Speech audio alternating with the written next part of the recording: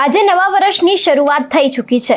આ બધાની વચ્ચે નવા વર્ષને લઈને સત્તાધારમાંથી અનેક એવી પત્રિકાઓ વાયરલ થઈ હતી, જેના ઉપરથી સ્પષ્ટ એવું સાબિત થયું હતું કે સત્તાધારમાં જેટલા પણ ભક્તો માને છે તેની સાથે જ જેટલા પણ શ્રદ્ધાળુઓ છે જે આજે સત્તાધાર પહોંચવાના છે, તો ત્યાં કંઈક નવા જૂની થઈ શકે છે। આ બધાની વચ્ચે અત્યારે સવાલ અહીંયા એક એ જ ઊભો થાય છે કે શું નવા વર્ષે વિજય બાપુની આજે અગ્નિ પરીક્ષા છે તે તેમને પાસ કરવી પડશે કે કેમ, અને આજે આના વિશે જ વાત કરીશું। નમસ્કાર, હું હંસિની અને તમે જોઈ રહ્યા છો નિર્ભય ન્યૂઝ। ગુજરાતમાં અત્યારે હાલ સનાતન ધર્મ ઉપર કલંક લાગતા અનેક એવા કિસ્સાઓ છે જે સામે આવ્યા છે, અને નવા વર્ષની શરૂઆત આપણે કરીએ ચાલો સત્તાધારના વિવાદથી। અત્યાર સુધી સોશિયલ મીડિયામાં ચાલો સત્તાધાર નામના અનેક એવા જે પોસ્ટરો છે જે વાયરલ થયા હતા, જેમાં એવું દર્શાવવામાં આવ્યું હતું કે પહેલી તારીખે અનેક એવા લોકોને સત્તાધાર આવવાનું આહવાન કરવામાં આવ્યું છે। એટલું જ નહીં, આની અંદર અનેક એવા રાજકીય લોકો હતા અથવા તો પછી હાસ્ય કલાકાર લઈ લો, તે લોકો અનેક વખત એવું કહેતા હતા કે પહેલી તારીખે ચાલો સત્તાધાર એટલે કે સત્તાધારમાં જે પણ એક કાર્યક્રમ છે તેને કરવાનો છે। એવું પણ માનવામાં આવતું હતું કે લગભગ સત્તાધારમાં પહેલી તારીખે વિજય બાપુનું કોઈક શક્તિ પ્રદર્શન પણ હોઈ શકે છે।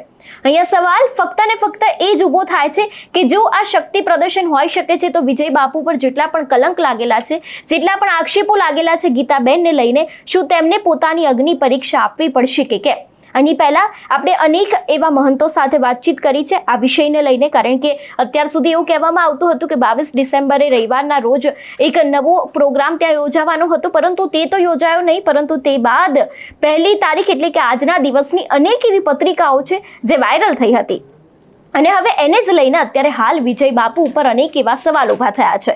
જો વિજય બાપુ પર થયેલા આક્ષેપોની વાત કરવામાં આવે તો વિજય બાપુ ઉપર પ્રેમિકા ગીતાબેન વ્યાસને લઈને આક્ષેપો લગાડવામાં આવ્યા છે। જમીન કૌભાંડના આક્ષેપો હોય કે પછી નાણાંને પચાવી પાડવાના આક્ષેપો હોય, તેવા અનેક એવા આક્ષેપો લગાડવામાં આવ્યા છે। આ શક્તિ પ્રદર્શનમાં શું વિજય બાપુ ગીતાબેન કોણ છે તેનો જવાબ આપશે કે કેમ, તે પણ એક સૌથી મોટો સવાલ અહીંયા ઉભો થાય છે। અને અત્યાર સુધી અનેક એવા આક્ષેપો, અનેક એવી ચર્ચાઓ જે ગુજરાતમાં વહેતી થઈ છે, તેમાંની એક ચર્ચા એ છે કે સત્તાધારનો સમગ્ર વહીવટ છે તે અત્યારે હાલ ગીતાબેનના પાસે છે, તો પછી ગીતાબેન અત્યારે હાલ આ વહીવટને લઈને કેમ કંઈ બોલતા નથી, અને વિજય બાપુ દ્વારા પણ કેમ આને લઈને કોઈ મોટો ખુલાસો કરવામાં નથી આવતો? સવાલ અત્યારે દરેક લોકોના મનમાં એ જ છે કે જો વિજય બાપુ સાચા હોય, જો વિજય બાપુ ઉપર આટલા પણ આક્ષેપો લાગેલા છે, વિજય બાપુ એવું કહી રહ્યા હોય કે તે સત્ય છે, તો પછી કેમ ગીતાબેનને લઈને તે કોઈ ખુલાસો કરતા નથી? કારણ કે આની પહેલા ગીતાબેનના અનેક એવા ઓડિયો અને વિડીયો છે જે સત્તાધાર મંદિરના હોય તેવા અનેક વિડીયો જે સોશિયલ મીડિયામાં વાયરલ થયા હતા, તેના વિશે આપણે વાતચીત કરતા આવ્યા છીએ। એ પછી એમનો પૈસા ઉડાવતો વિડીયો હોય કે પછી સત્તાધારના મંદિરમાં તે સંતો મહંતોને દબડાવતા હોય તેવો વિડીયો હોય, અનેક એવા વિડીયો અત્યાર સુધી આપણે જોતા આવ્યા છીએ। પરંતુ અહીંયા સવાલ ફક્ત ને ફક્ત એ જ થાય છે કે ચાલો સત્તાધાર નામની જે પત્રિકા છે તેનાથી વિજય બાપુ જો શક્તિ પ્રદર્શન કરવાના હોય તો અગ્નિ પરીક્ષામાં જે વિજય બાપુ છે તે ગીતાબેનને લઈને કોઈ સવાલના જવાબ આપશે કે કેમ, તેવા પણ અનેક એવા સવાલો ઉભા થયા છે। અથવા તો આપા ગીગામાં જેટલા પણ શ્રદ્ધાળુઓ શ્રદ્ધા રાખે છે તે લોકો કાલે પહોંચવાના છે, તો શું ત્યાં કોઈ નવા જૂનીના છે કે કેમ, તે પણ અત્યારે હાલ સવાલ અહીંયા ઊભો થાય છે।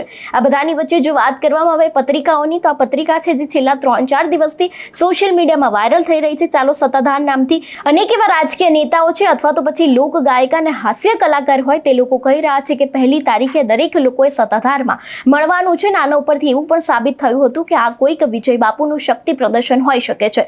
જો શક્તિ પ્રદર્શન હોઈ શકે છે તો આની અંદર લગભગ વિજય બાપુને હવે દરેક સવાલના જવાબ આપવા પડશે તેવું લાગી રહ્યું છે, અને ખાસ કરીને તો તેમની પ્રેમિકા ગીતાબેન વ્યાસને લઈને પણ તેમને અત્યારે હાલ સવાલોના જવાબ આજે આપવા પડી શકે છે તેવું લાગી રહ્યું છે।